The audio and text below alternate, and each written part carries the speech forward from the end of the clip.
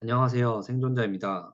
오늘은 2부 영상이고요. 1부에서 금리나 이제 인플레이션 같은 주로 거시적인 문제를 좀 리뷰를 많이 했었는데, 오늘은 이제 미국 경기 사이클 후반에 있는 이제 노동시장과 주식시장에 관해서 얘기를 해보도록 하겠습니다. 어떤 사람들이 이제 노동시장 그리고 고용시장을 얘기를 할 때 가장 착각하는 부분이 뭐냐면, 이 노동시장과 고용시장을 얘기를 하면서 경기가 좋다라고 계속해서 이제 근거로 든다는 거죠. 경제 사이클을 보면 이 노동시장과 고용시장은 사이클 후반에 위치를 합니다. 그래서 이제 역사적으로 봤을 때 어떤 일이 많이 일어나냐면, 이제 리세션이 들어갔을 때에도 이 노동시장이 굉장히 강한 모습을 보여주고요. 오히려 이 경기 침체가 끝날 때 이 노동시장이 갑자기 실업률이 올라간다든지 이런 식의 모습을 많이 보여주기 때문에 이거를 실시간으로 근거로 얘기를 하는 거는 좀 어폐가 많이 있죠. 그래서 문제는 뭐냐면 연준도 그렇게 한다는 겁니다. 근데 연준은 금리를 이제 조절하는 아주 중요한 기관인데 이제 저도 아는 거를 이제 연준이 모를 리는 없다고 생각을 하기 때문에 이제 연준은 제가 봤을 때 정치적인 이유로 계속해서 이제 밀고 있는 거죠.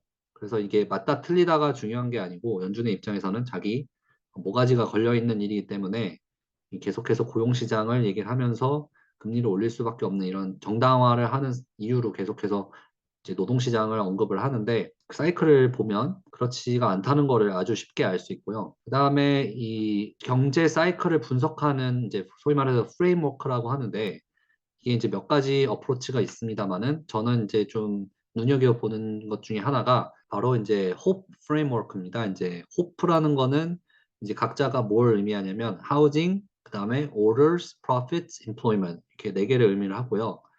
이게 이제 금리 인상을 통해서 보통 이 사이클이 움직이게 되는데 이 금리 인상을 했을 때 가장 먼저 영향을 받는 것 중에 하나가 바로 이 하우징입니다. 그래서 작년에 이제 S&P 뭐 실러 인덱스나 이런 걸 봤을 때 이제 턴을 하기 시작한 게 이제 2021년 후반, 2022년 전반기에 이제 턴을 하기 시작했죠. 그 다음에 이제 오더스라는 거는 뭐 자재 구매 이런 것들을 얘기를 하는데 이제 보통 PMI나 뭐 이런 것들을 보면 알 수가 있죠. 뭐 인벤토리, 그 다음에 신규 구매라든지 이런 것들을 보면 지금 비즈니스들이 얼마나 어려운 상황에 있는지 특히 이제 마뉴팩처링 쪽이 굉장히 좀 어려움에 많이 있다는 거를 PMI나 이런 걸 통해서 알 수 있죠. 그 다음에가 이제 프로핏인데 경기가 조금 슬로우 다운 하게 되면 뭐 신규 주문도 줄어들고 이러면서 점점 더 실적이 악화되는 모습이 나오게 되는데 이거는 지금 현재 근데 좀 양극화가 많이 일어나고 있는 것 같습니다. 소위 말해서 이제 빅테크를 중심으로 한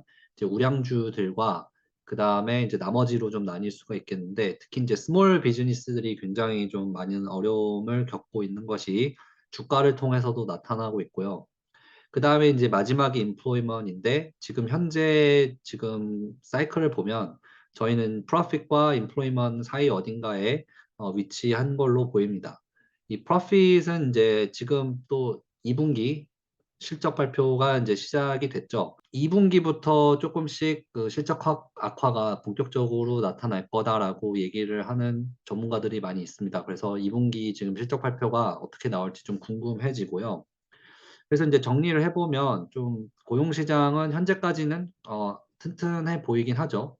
이제 그럴 수밖에 없는 게 사이클을 봤을 때 항상 그 움직임의 어떤 순서를 봤을 때는 이제 리세션이 끝날 때 가서야 이제 보통 실업률이 치솟는 모습이 많이 보여지고요.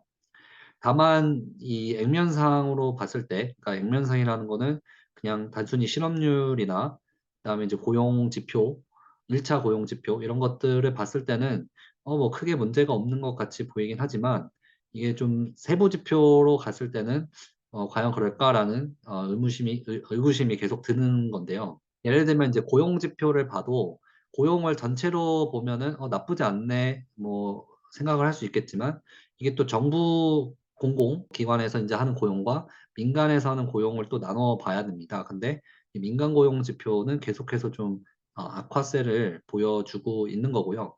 이거는 이제 우리나라 같은 경우에 이제 지난 뭐 문재인 정권 때 보면 이제 그 실업률이나 이런 거를 방어하기 위해서 공공기관에서 엄청나게 그 알바라든지 이런 거를 고용을 해서 그게 다 수치에 들어갔기 때문에 수치는 이제 좋아 보였지만 실상은 그렇지 않았다라는 거를 이제 알고 있기 때문에 그런 차원에서 보시면은 좀 이해가 되지 않을까 싶습니다.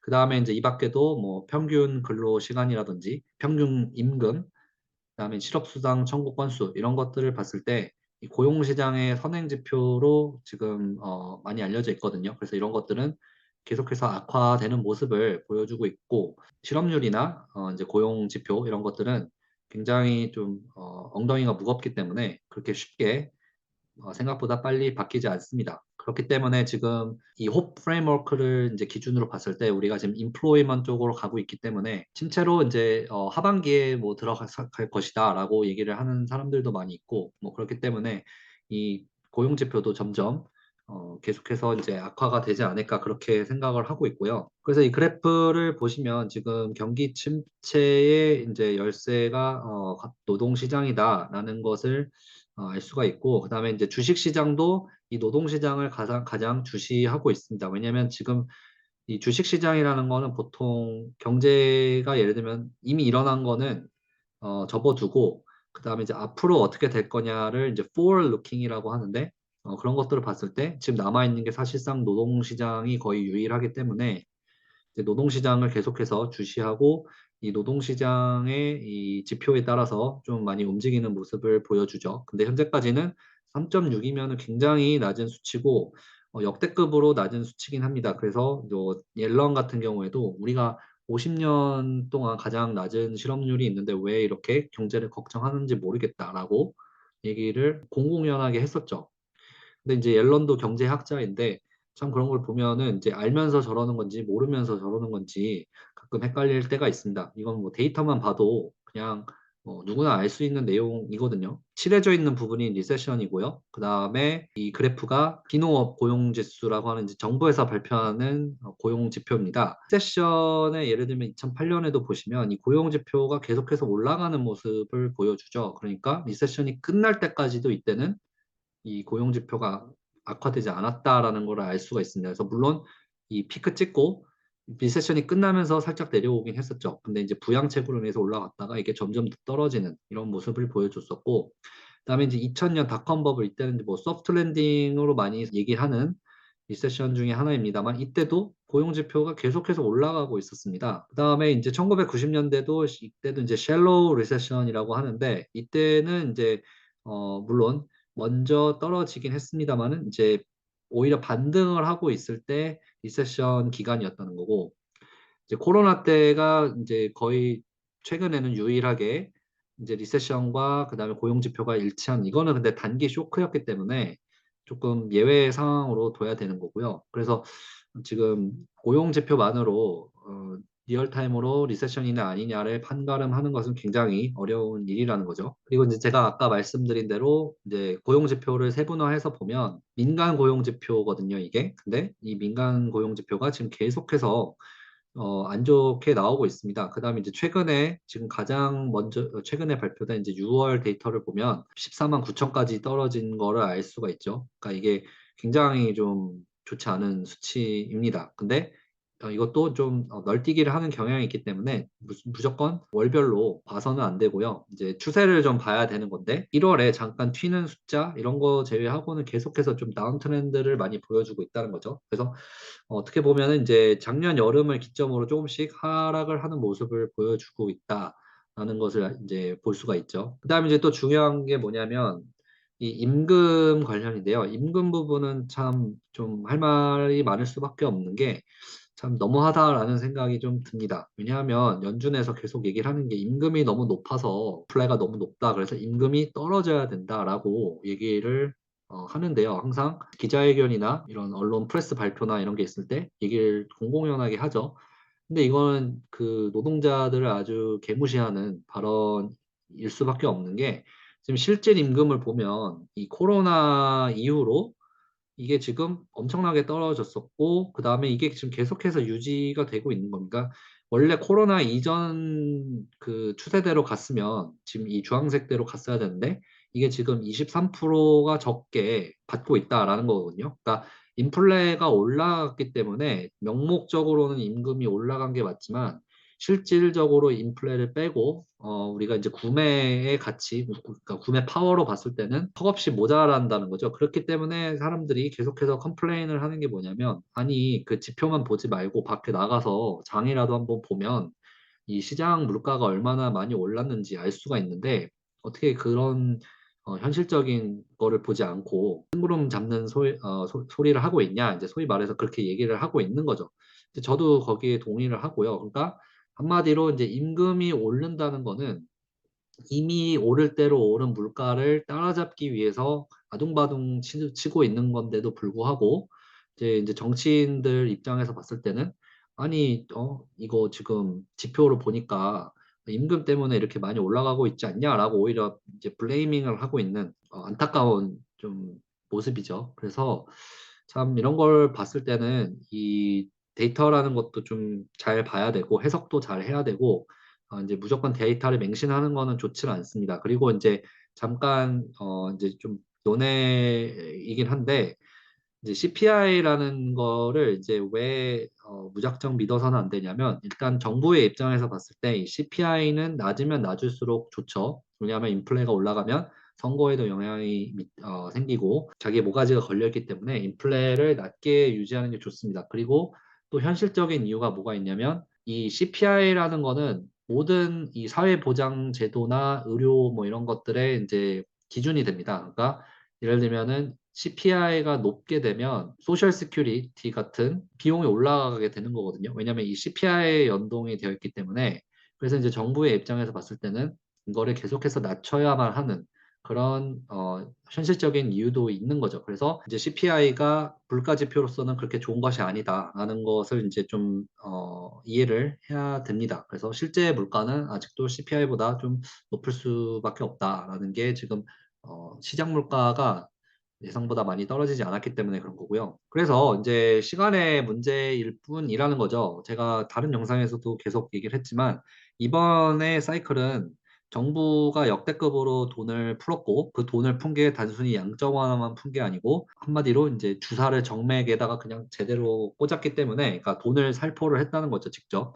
그 은행 계좌에 직접적으로 꽂아줬기 때문에 인플레도 엄청나게 슈팅을 한 거고, 그 다음에 이제 소비자들도 현금이 직접 들어오면서 이게 소비로 이어지기도 했고, 저축이 굉장히 다른 사이클 때보다 더 많았다는 겁니다. 그렇기 때문에 이번 사이클은 그런 정부의 개입으로 인해서 상당히 왜곡이 많이 됐기 때문에 평소보다 훨씬 더 오래 걸리는 거죠. 그래서 근데 이제 그렇다고 해도 이제 사이클은 계속해서 가고 있다라는 거고요.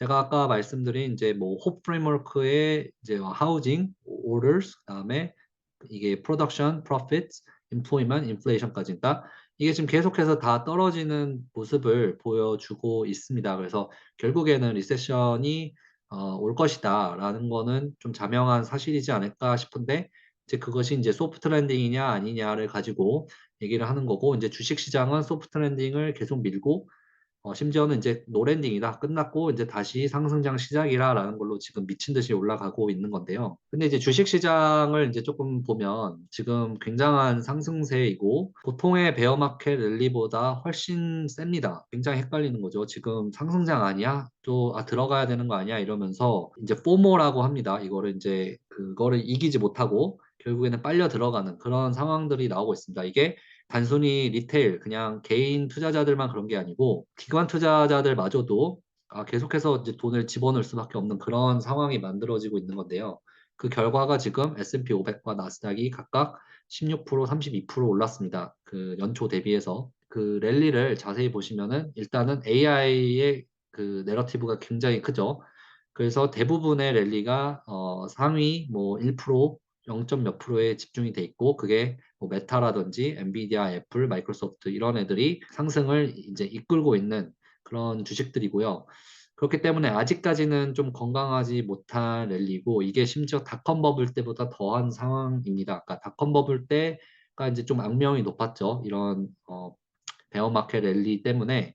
심지어는 이제 전설적인 투자자로 알려진 스탠리 드러큰밀러도 이때 거의 그 망하기 직전까지 갔었거든요. 근데 이제 마지막에 결국에는 폭락을 하면서 그때 숏을 쳐서 엄청나게 돈을 많이 벌었었고, 그러니까 이제 그때보다 심하니까 지금 엄청나게 랠리가 무섭게 올라가고 있다라는 걸 알 수가 있는 거죠. 근데 이제 그중에 이유 하나가 지금 스텔스 QE라고 제가 지난 영상에서도 말씀드렸는데 특히 이제 3월에 뱅킹 위기가 있었죠. 이제 은행들이 파산을 하고 그래서 이제 연준이나 기타 이제 정부 기관들이 시장에 돈을 엄청나게 풀기를 시작했습니다. 그리고 이제 부채 한도 협상 때문에 또 계속해서 돈을 또 풀고 있었고요. 그러다 보니까 이제 유동성에 의한 랠리다라고 보는 게 이제 맞을 것 같고요. 소위 말해서 이제 펀더멘털과는 크게 별로 관련이 없다. 지금 상황을 보면 예를 들면 엔비디아가 지금 매출 대비 지금 가격이 30배에서 40배 정도 거래가 되고 있는데 이거는 펀더멘털로 봤을 때는 전혀 정당화할 수 없는 수치죠. 그럼에도 불구하고 계속 올라가는 거는 이게 어떤 심리적인 영향에 의해서 올라가고 있는 거기 때문에 이제 펀더멘털과는 상관없는 거고 그 다음에 이제 또 중요한 게 이제 패시브 인베스팅과 이제 리밸런싱 이거는 뭐냐면요. 이 패시브 인베스팅이라는 거는 이제 알고리즘이 트레이딩을 하는 겁니다. 그러니까 사람이 하는 게 아니고 예를 들면 몇 프로 떨어지면 알아서 그 트레이딩 되고 이런 식의 보통 이제 인덱스 펀드, ETF 이런 것들이 이제 대부분이 패시브 인베스팅이죠. 뭐 뱅가드라든지 블랙락이라든지 이런 애들이 이제 패시브 인베스팅의 대표적인 주자고 이게 리밸런싱 되면서 좀 상승을 많이 이끌었던 것도 있습니다. 그게 뭐냐면 작년에 워낙 많이 떨어졌잖아요. 특히 이제 채권 가격이 무시무시하게 떨어지면서 이게 지금 예를 들면 60대 40이 있었는데 둘 다 이제 폭락을 하면 그게 다시 60대 40으로 재조정이 돼야겠죠. 그 재조정 돼가는 과정에서 주식을 매입이 이제 자동적으로 이루어지는 그런 알고리즘에 의한 트레이딩이 많기 때문에 시장이 계속해서 올라가고 있고 특히 이제 S&P나 이런 거는 그 마켓 캡 웨이티드라고 해서 이제 시총이 큰 순서대로 이제 그 점유율이 높은 거죠. 그렇기 때문에 얘네들이 많이 떨어졌잖아요. 작년에 메타라든지 엔비디아, 애플 뭐 이런 애들 다 이제 기술주 애들이 특히 많이 떨어졌었는데 그러다 보니까 이거를 이제 메꿔야 되는 식의 논리로 이제 좀 설명을 할 수가 있죠. 어쨌거나 저쨌거나 유동성에 의한 랠리라는 게 좀 더 맞을 것 같습니다. 근데 이제 앞으로를 보면 그러면 이제 부채 한도 협상도 일단 끝났고 연준은 다시 한번 양적 축소를 하려고 할 텐데 과연 이 양적 축소를 이어갈 수 있을까? 그러니까 유동성을 계속해서 또 옥죄게 되면 또다시 이제 은행 위기 같은 상황이 나오지 말란 법이 없거든요. 그래서 이 주식시장이 상승세를 이어갈 수 있을지 되게 좀 궁금해지는 상황이고요. 그래서 이게 제가 지난 영상에서도 말씀을 드렸는데 지금 상반기의 랠리가 그 유동성에 의해서 좌지우지 되고 있는 시장이라는 겁니다. 그러니까 굉장히 비이성적인 시장인 거고요. 지금의 밸류에이션이나 뭐 펀더멘털 이런 거는 의미가 없죠. 왜냐하면 지금 어떤 심리에 의해서 그리고 유동성에 의해서 지금 움직이고 있는 시장이기 때문에 지금 현재 시장에서 무작정 들어가는 것은 굉장히 위험하다. 그래서 저는 저 같은 경우에 이제 개인적으로는 기다려야 된다고 생각을 합니다만은 저는 이제 거의 후반기에 왔다고는 생각을 합니다. 주식 시장 같은 경우에도 저는 이제 한 번 정도의 그 어떤 하락을 한 번 정도 기다리고 있는 상황이고요. 참고로 이거는 이제 매수매도 추천이 아니기 때문에 항상 이제 투자는 본인의 판단에 의해서 하시고요. 저는 어쨌든 지금 무작정 들어가는 것은 굉장히 위험한 상황이다라는 것을 좀 말씀을 드리고 싶습니다. 그래서 이제 주식시장은 좀 하반기가 굉장히 여러 가지 이벤트들이 있기 때문에 특히 시즈널리티를 봐도 9월이나 10월에 보통 한번 위기가 오긴 하거든요. 그리고 12월도 그렇고요. 그래서 후반기 이제 지켜봐야 될 건데 이제 특히 이제 여름까지는 이 상승세가 이어질 것으로 생각이 되긴 합니다. 그래서 이제 연준이 또 거기에 대해서 어떻게 반응을 할지 그것도 궁금해지고 어쨌든 지금 상반기까지는 이런 유동성과 그다음에 지난해에 엄청나게 폭락을 했던 것을 이제 메꾸기 위한 그런 리밸런싱 차원에서 굉장히 상승세가 강하게 왔다. 그다음에 이제 이 랠리가 건강하냐, 건강하지 않냐라는 기준을 봤을 때 이제 브레스라는 거를 좀 많이 얘기를 하거든요. 이 브레스라는 거는 이제 소위 말해서 상위 몇 프로가 이 랠리를 주도하고 있냐 봤을 때는 지금 굉장히 소수의 주식에 집중이 돼 있다. 그런 것을 알 수가 있죠. 그래서 지금 아까 말씀드린 뭐 메타, 엔비디아 이런 애들이 주도를 하고 있기 때문에 그게 조금 더 넓게 퍼지지 않는 이상 이 랠리는 좀 건강하지 못한 랠리고 오래가지 못할 가능성이 높다라고 생각을 합니다. 그래서 이제 오늘은 일단 여기까지 하고요. 다음에 또 더 좋은 영상으로 찾아뵙도록 하겠습니다. 감사합니다.